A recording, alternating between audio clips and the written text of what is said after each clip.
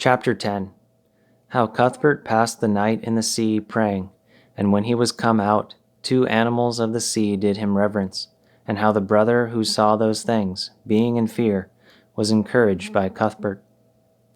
When this holy man was thus acquiring renown by his virtues and miracles, Bede, a pious woman and handmaid of Christ, was the head of a monastery at a place called the city of Culudi, remarkable both for piety and noble birth, for she was half-sister of King Oswy.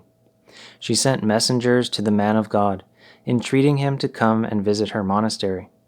This loving message from the handmaid of his Lord he could not treat with neglect, but, coming to the place and stopping several days there, he confirmed by his life and conversation the way of truth which he taught.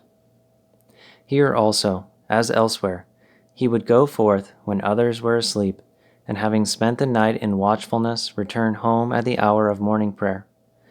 Now one night a brother of the monastery, seeing him go out alone, followed him privately to see what he should do.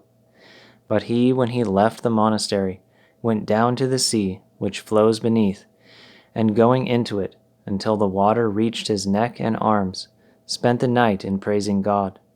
When the dawn of day approached, he came out of the water, and falling on his knees, began to pray again.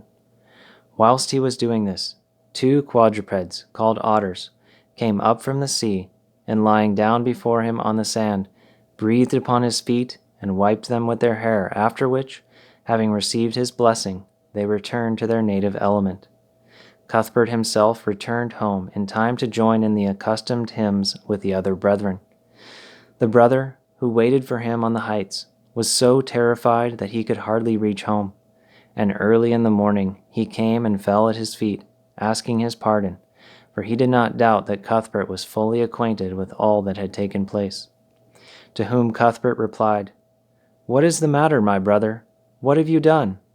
Did you follow me to see what I was about to do?